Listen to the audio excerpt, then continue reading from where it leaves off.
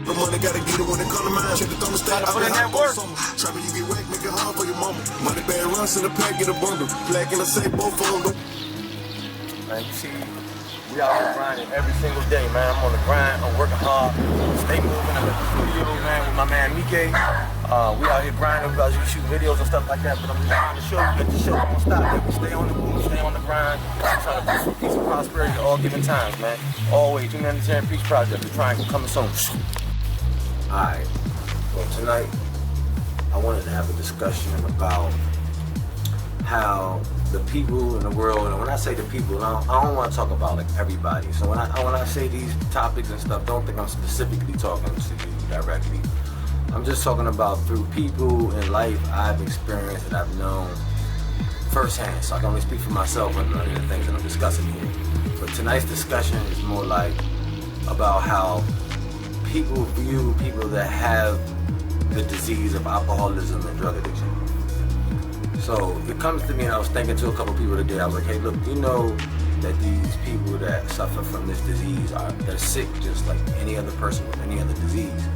You know, when you think of somebody with like cancer or a sickness like that, you have sympathy for them, you know, and you want to help them, or so on and so forth. But I've known and tend to know that there's people out here that see people like that have an alcoholism or a drug addiction and be like, alright, that's a crackhead or that's a junkie, you know, and they be shunning them away from us and staying away from them. Not even really treating them humane, kind of, for real. But they don't look at the inner side of it, that inside that sickness and that disease, which it really is, like a cancer or any other disease that you can get. And this one's a progressive disease as well, so it will kill you. And it's just, there's so much on the way. I can tell firsthand that it destroyed my life firsthand at one point in my life. So, and that's something I can get into at another time. But sticking to the topic of discussion is like how people view people that are sick.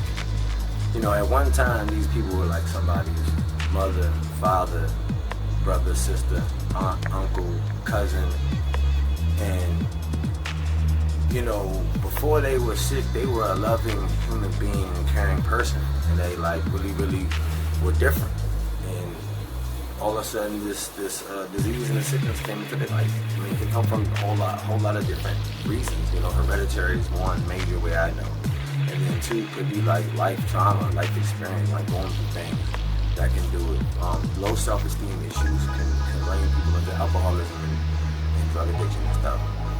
These things take place, and life trauma happens, and they start indulging, and then they become sick, and over time, the sickness gets worse, and they get real ill, and they have a bad disease. So when I've been around people that are recovering alcoholics and recovering drug addicts and stuff, that I've known that people have substance abuse problems and alcohol problems, they tend to say in group and in therapy and AAs as well, because I've attended them all. We all feel and have felt at a time, and I can tell by experience that like the outside world, the other people that don't suffer from this, they think something's wrong with us, like we just don't got it together, or people don't got it together. They don't see the sickness part of it, and they just think that, oh, they're just willingly doing this and doing that. You know, at one time they were willingly doing this, it was their choice to do it, but then it became a habit, and when the habit was formed, and the disease and the illness came, and that's when it just goes worse.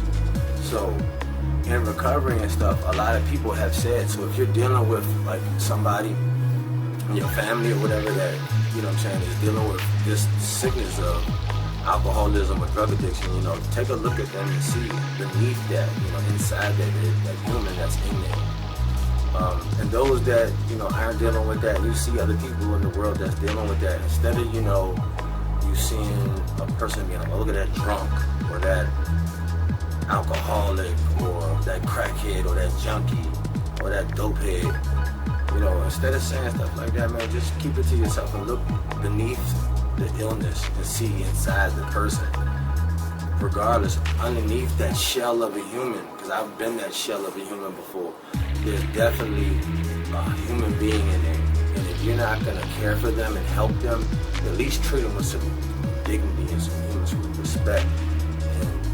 People that have family members and that are dealing with people that have the alcoholism and the drug addiction or substance abuse problem, you know, you need to understand that the sickness is deeper than that, and they want to change. The illness is so bad that they're embarrassed of it for one, and then they don't feel comfortable around other people that don't have this disease, the other drinkers and the other people that recreationally drink and party or whatever that they do, and it doesn't take their lives completely over.